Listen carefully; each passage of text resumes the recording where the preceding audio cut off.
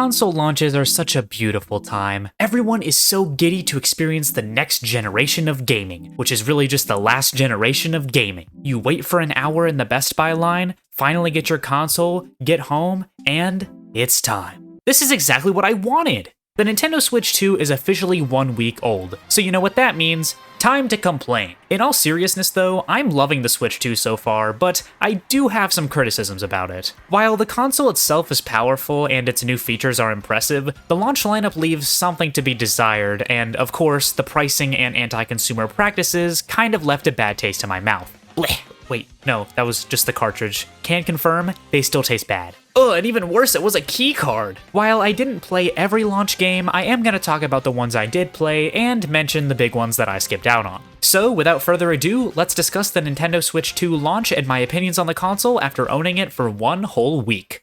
The Nintendo Switch 2 console itself is certainly a sequel to Nintendo Switch. Who would have thunk it? Yeah, this console doesn't do anything too new or revolutionary, but there are a ton of new features added here that make it feel new. The most obvious improvement over the Switch 1 is the enhanced power and display. The handheld screen is now 1080p and 120Hz, with HDR and VRR, making games look gorgeous on the system. It is also much bigger, but doesn't feel too large to hold. The kickstand is similar to the one on the Switch OLED, and there is now a USB-C port on the top of the console, allowing you to charge it in tabletop mode or use extra accessories. A microphone has also been added to the console, which is mainly used for game chat, which is a feature I'll get into in a bit. The Switch 2 has 256GB of internal storage, which is a bit less than I'd like, but it's manageable, I guess. The battery life is also just okay. It's about as good as the launch Switch 1 battery, with it lasting anywhere from 2 to 6 hours depending on the game you're playing. However, I found the real average to be about 3 hours even when I'm playing a game that you wouldn't think would drain the battery. When the system is docked, the console can support 4K resolution and 120fps, but not simultaneously, which is fairly standard for game consoles and even some high-end PCs.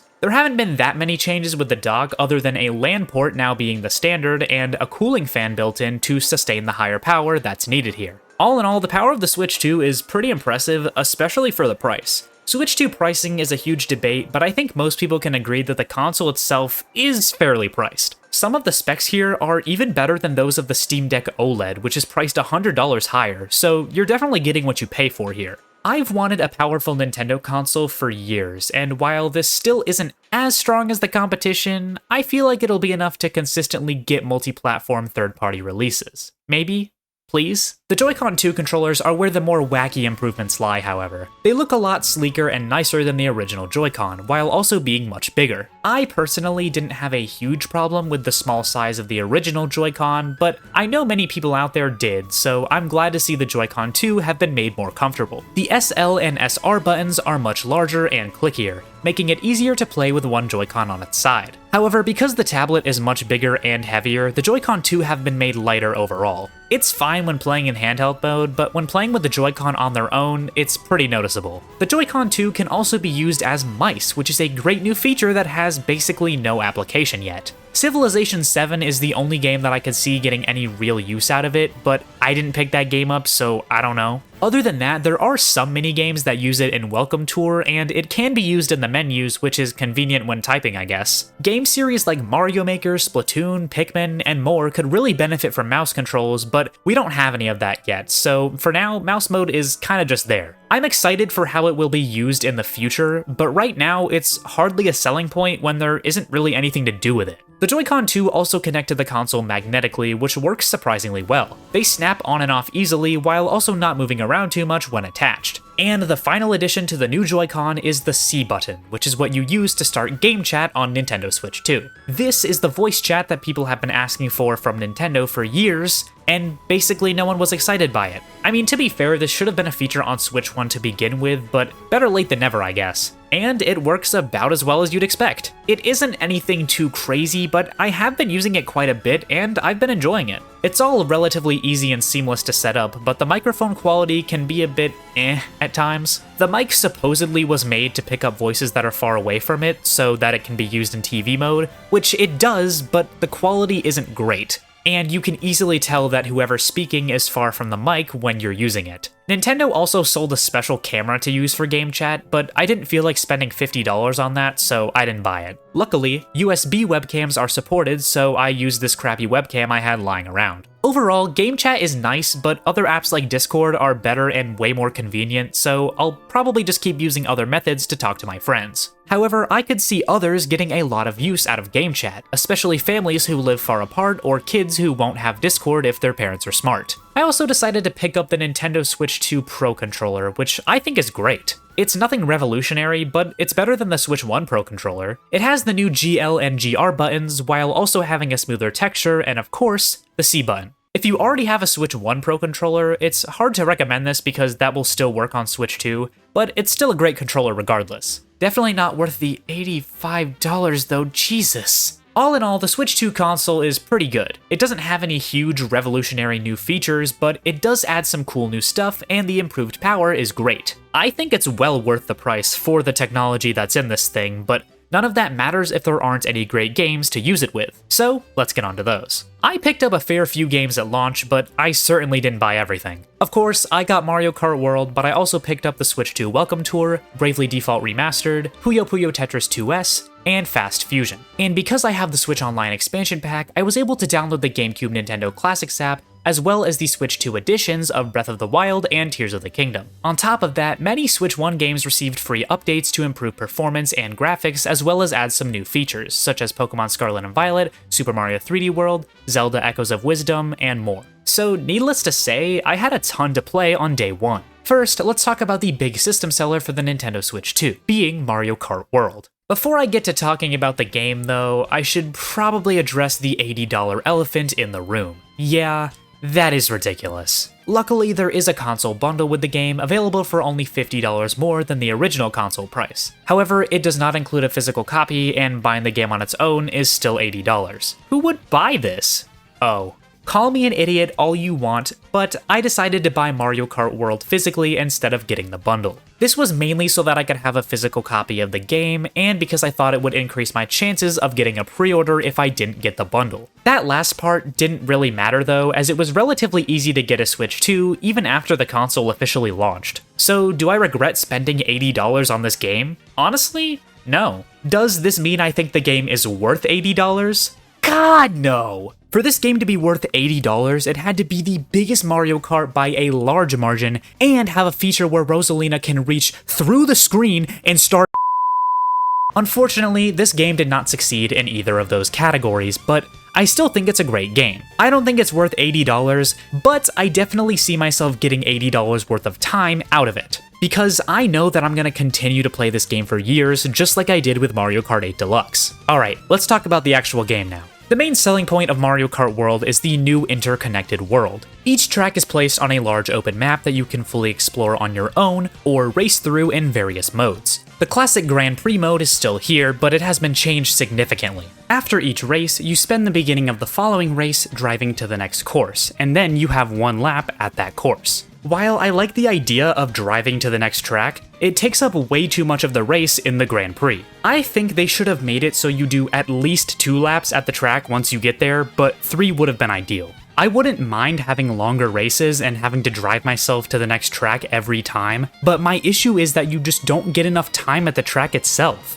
There are 7 cups unlocked from the start, with a final special cup unlocked after beating all the others. For some reason though, the special cup has one reused track from another cup, being Peach Stadium. This brings the total track count to 31, which is one less than every Mario Kart game since DS. Yes, there is a whole open world here to explore, and Rainbow Road is pure and utter peak, but they couldn't have added one more track to at least make this on par with the track selection of Mario Kart 8 at launch. $80, everyone! A new mode added here is Knockout Tour, which has you driving across the map in one continuous race. At each checkpoint, the bottom 4 racers will be eliminated, making this sort of like a battle royale. I love this mode, and it's super fun to play both against CPUs and online. I'm telling you, getting a first in Knockout Tour online against real players is like the best feeling ever. However, there is one complaint I have with this mode, and that's that there are only 8 routes for Knockout Tour in the entire game. While I haven't played the mode enough to experience this yet, I could see it getting pretty stale over time because you play the same routes over and over again.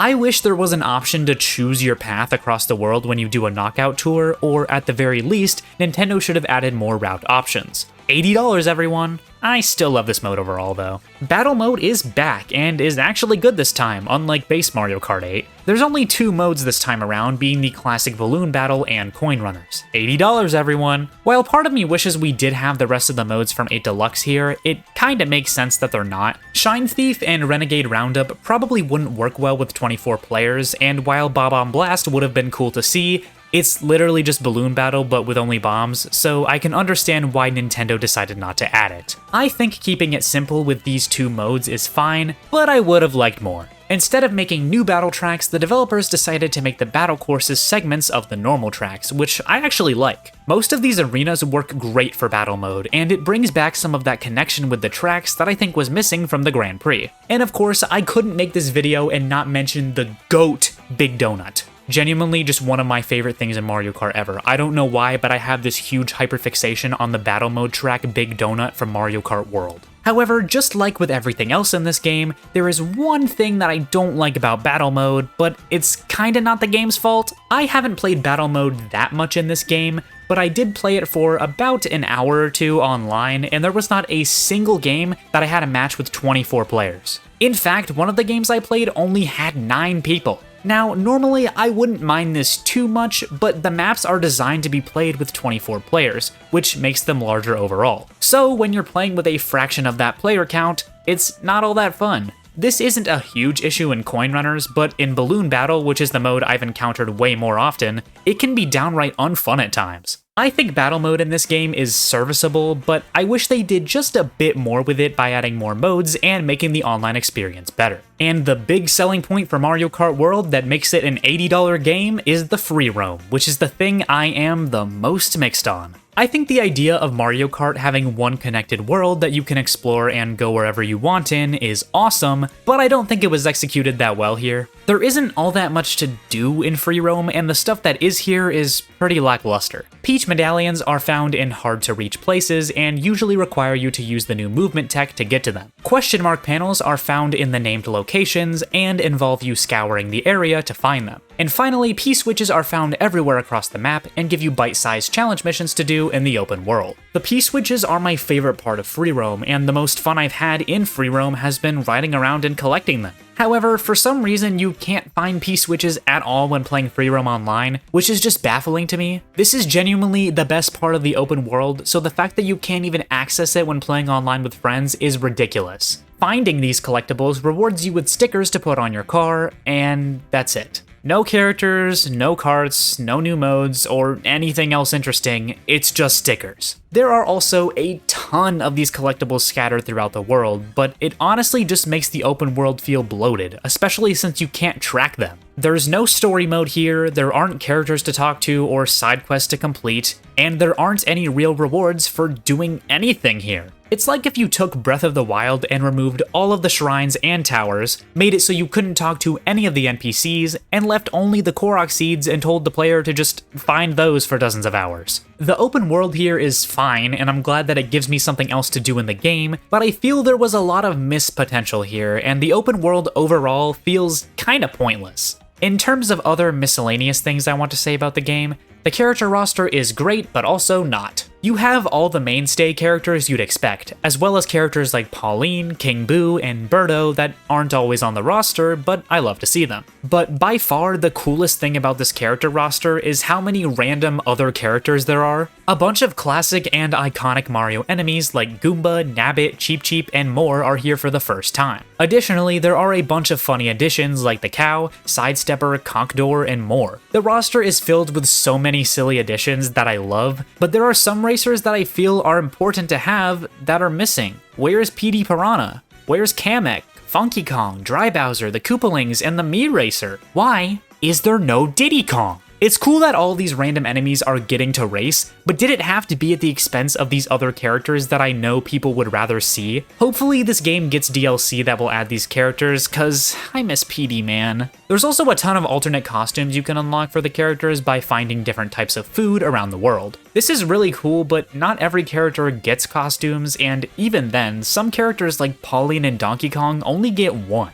It's not a huge deal, and I still found it fun to run around and collect all the costumes, but I wish they did just a bit more with them. Like, why not instead make them rewards for finding the collectibles in the open world, or better yet, have side quests you can find to unlock them? It's whatever. And the final thing I want to talk about is the new movement, because it's awesome. It takes a bit of getting used to, but once you have the controls down, it's really fun to pull off, and it's all very fluid. In my opinion, this is the best Mario Kart has felt to play. Oh yeah, and I just wanted to add this little bit at the end, but the game looks gorgeous. Mario Kart in 4K is awesome. Overall, I think Mario Kart World is a great game despite the problems that I have with it. I've had a lot of fun with the game so far, and I can see myself continuing to play it for a while. I don't think it's worth $80 by a long shot, but if you're willing to look past that, I think this game is really fun. However, as a launch title for the Switch 2, I don't think it succeeded. I think Mario Kart is simultaneously the best and worst game to launch the console with. On the one hand, Mario Kart is extremely successful and everyone is gonna want it, so it makes sense to have it as early on in the console's life as possible. On the other hand, the target audience of this game most likely isn't gonna pick up the console on day one anyways, so they didn't need to make Mario Kart World a launch title. And because this is pretty much it in terms of first-party games, it's made the more hardcore fans, you know, the people who are gonna get the system at launch, kinda disappointed with the lineup. Sure, there were way fewer games for the Switch 1 launch, but the big one was Breath of the Wild, which is an absolute masterpiece that will keep you busy for dozens of hours. Mario Kart World doesn't really fulfill that same need for a huge game at the console's launch. I think there was a ton to play here, but the average consumer, and especially hardcore gamers who aren't huge Nintendo fans, probably don't see a reason to buy this console until something else interesting releases for it. Mario Kart World isn't the absolute must-play masterpiece that Nintendo thinks it is, which makes that $80 price tag even more jarring.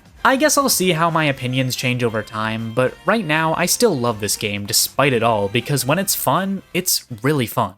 The only other new game Nintendo put out at launch was Nintendo Switch 2 Welcome Tour, which is effectively a $10 tech demo. This 1,000,000% should have been free, but I decided to pick it up anyway to see for myself if it was worth the $10. And honestly, I'd say it kinda is. The game is cute, and it has a lot of cool uses of the hardware with the minigames and in-game tech demos. It also provides a lot of cool info about how the console, controllers, and new features work, which is pretty cool. It's a short game that can be beaten in a few hours, but if you want to 100% everything, there's quite a bit to do here. It has way more content than 1-2 Switch did, and that game was $50. I think this game is just getting a lot of bad press because it's clearly a tech demo, while 1-2 Switch could be passed off as an actual game if you squint a little. If Welcome Tour was free, I feel like a lot more people would be praising the good things that it does, but I honestly don't blame people for flaming this game. If you're looking for something else to do on your Switch 2 and you've got the extra cash, I think there is stuff to enjoy here. But I can guarantee that in a few months, no one will be talking about this game, and there will be way better things to spend your money on. And that was it for the new first-party Switch 2 games. However, Nintendo did have some more stuff available at launch for the Switch 2. The Legend of Zelda Breath of the Wild and Tears of the Kingdom both got Switch 2 Edition upgrade packs that greatly improve performance and frame rate. These upgrades are $10 a pop, which I think is a bit much for games that are years old, but they are also included for no extra cost with the Nintendo Switch Online expansion pack, which is how I got the upgrades. Both of these games look gorgeous on the Switch 2.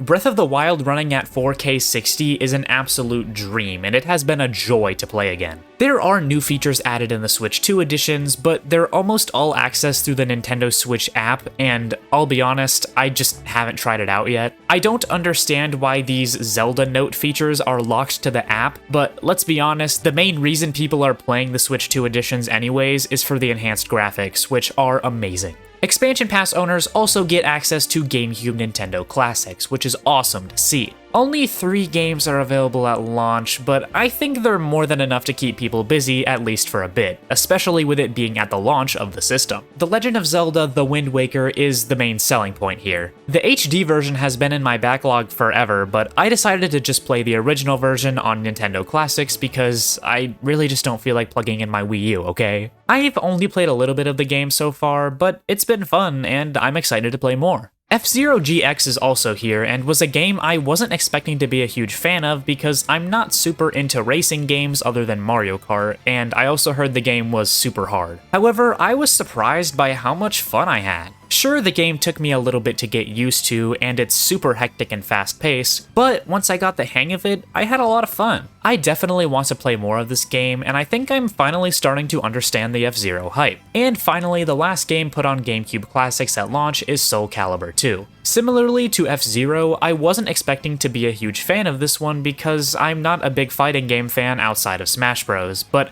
I think this game is awesome. I still don't know what exactly it is about it, but I just vibe with this game so much. I love the world and character designs, the gameplay is really fun and fluid for a 20-year-old game, and it seems like there's a lot to sink your teeth into here. Despite it being too old for me to have grown up with it, Soul Calibur 2 feels oddly nostalgic in a way. It feels like the kind of game I can imagine myself playing for hours into the night with my friends at a sleepover or something. I probably won't get into it competitively or anything, but I can see myself playing this game a lot in the future and showing it off to friends. All in all, I think there should have been more at the launch here for GameCube Classics, but what we have now provides enough to play, I think. A few Switch 1 games also got free updates for Nintendo Switch 2, with the biggest being Pokémon Scarlet and Violet. These games actually run now! In the words of Wolfie Glick, it's probably a bigger technical leap forward than when they invented color television. Seeing this game run at 60 FPS is honestly surreal, but they also increased the amount of Pokémon that can be on screen at once, which is great for shiny hunters such as myself. Out of the other games that got free updates, the only ones I played were Super Mario 3D World plus Bowser's Fury and Super Mario Odyssey, but even then I kinda just dabbled with them. The games have better performance, but the main addition here is GameShare compatibility.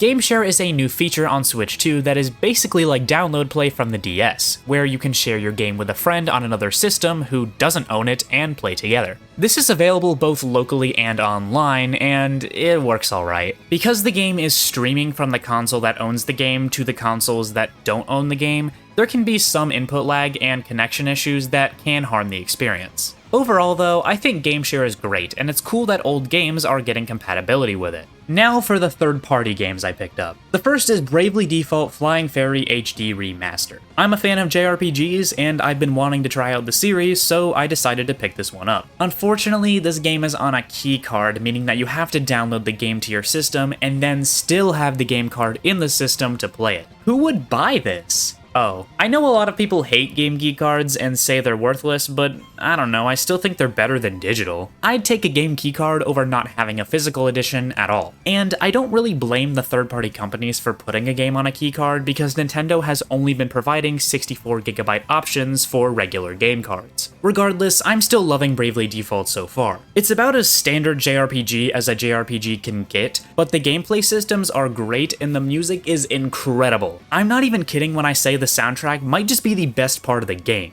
I had heard great things about it before going in, including that it was some people's favorite game OST ever, but now I get it. It is pure peak. I've only played about 3 hours or so of the game so far, but I'm loving it. The job system reminds me so much of Metaphor, which is my favorite game of all time, so needless to say, I'm enjoying this. The Brave and Default system is also very interesting, but because I'm still early on, I haven't gotten to use any crazy strategies with it yet. I'm super excited to play more of this game, and I'd recommend it to anyone who's a fan of traditional RPGs like this. I also picked up Puyo Puyo Tetris 2S, which I've been having a lot of fun with. From what I've heard, this is basically just a Switch 2 version of Puyo Puyo Tetris 2 that includes a little bit of new content, so if you've played the original or even the first game, there probably isn't a reason to pick this new version up. However, I didn't play the first or second game, and I've been wanting to try at least one of them for a while, so I figured why not get this new version with the most content. Puyo Puyo Tetris 2S is a combination of 2 amazing puzzle games. You can play just traditional Puyo Puyo or Tetris if you want to, you can play competitive Puyo Puyo or Tetris game modes against CPUs, friends or random people online, or you can play game modes that combine the two. It's a really fun time, and there's a ton of different modes here, including a story mode with an actual narrative and levels. If you're a fan of Puyo Puyo or Tetris or just puzzle games in general, this game is definitely for you. And the final game I picked up was a cheap eShop game called Fast Fusion. This is a follow-up to the Switch 1 launch game, Fast RMX, which I've had my eye on for a while, but I never picked it up. It's a fast-paced racing game that's very similar to F-Zero, but is put in the modern age. The game is fun, but kinda difficult, and the visuals look amazing on Switch 2. There is also a good amount of content here, and for $15, it's worth looking into if you think you'd enjoy it. I don't regret buying this game, but with Mario Kart World and F-Zero GX also being here at launch, I probably didn't need to pick this one up if I'm being honest. It's a fun game that I would recommend to any fan of the genre, but I already had enough to play at launch, so I probably didn't need to pick it up. I still enjoyed my time with it though. And that was what I played at the Switch 2 launch. In terms of the games I didn't play, there was Cyberpunk 2077, Street Fighter 6, Yakuza 0, and more that I'm interested in, but I'll probably just pick them up on PC where they're gonna run better and be more convenient for me to play. However, I did play Deltarune, but I got the game on Steam since it was available a day early there, and I wanted to keep my save file. I've only played Chapter 3 so far because I've been struggling to beat the secret boss, but I'm loving it. Overall, I think the Switch 2 had a decent launch, but most of the games are old games or third-party titles that have been released on other consoles for a while. So while yes, there is a lot to play, it might not be super interesting for everyone. I feel like most people are just gonna be picking up the bundle with Mario Kart World, and maybe playing the Zelda upgrades or the other performance patches for Switch 1 games. And I don't blame them for doing so. This launch is a bit of a mixed bag because while I think the third-party support is incredible, the first-party lineup is a bit samey. However, I've found it kind of exhausting to be in the Nintendo space online during this launch. Sure, there's a lot of normal people just enjoying the system and giving their thoughts and criticisms about it, but there's also a ton of people who are just making it unfun for everyone. I've seen so many people get flamed online for even buying a Switch 2, when in reality, it's just not that deep. Just let people enjoy what they want to enjoy, it's their life and their money. And this goes for the other side too. If someone doesn't want to buy a Switch 2 because they don't want to support Nintendo's scummy practices, or there isn't anything that interests them about the launch, that's fine. They aren't hating to personally attack you. Generally, they're just trying to express their opinions and frustrations. That doesn't mean that Nintendo is free from any criticism though. Despite being a Nintendo fan, I feel like this video has shown that I'm not gonna glaze everything Nintendo puts out just because it has their logo on it. While I did enjoy my time with the Switch 2, I think Nintendo really botched this launch with all of the bad publicity they received from high prices and anti-consumer practices. I don't blame people for not buying a Switch 2 and boycotting Nintendo. I just don't understand why there has to be so much hostility and toxicity from both sides about this topic. Like, with how people are treating this boycott, you'd think lives were at stake. If this much effort were put into actually trying to improve our society, we could solve world hunger or something. And on the other side, with how people are defending Nintendo over everything, you'd think it was their full-time job. But I doubt anyone who needed to hear this is still watching the video anyway. They probably already left a comment on how I was stupid for buying a physical copy of Mario Kart World and then clicked off the video. I know this rant was kind of shoehorned into this discussion, but I felt I just needed to get it off my chest. Regardless, I'm still having a blast with the system. I wasn't able to get a Switch 1 when it came out because I was just a kid with no money, but I always wanted to experience a console launch like that. And with the Switch 2, I definitely did. While the console and games are far from perfect, I've still been playing the system a lot, and I'm very excited for the future. Did you get a Switch 2? If yes, what games have you been playing? If not, are you planning on getting one, or are you waiting for some more games, or are you boycotting the console entirely? Feel free to let me know in the comments, and don't forget to mention how stupid I am for spending $10 on a tech demo. I'm not gonna do my usual unscripted update segment at the end of this video, but just know that the Super Mario Odyssey retrospective is up next on my agenda. Oh yeah, and Persona 4 Revival was announced, so I'm hyped.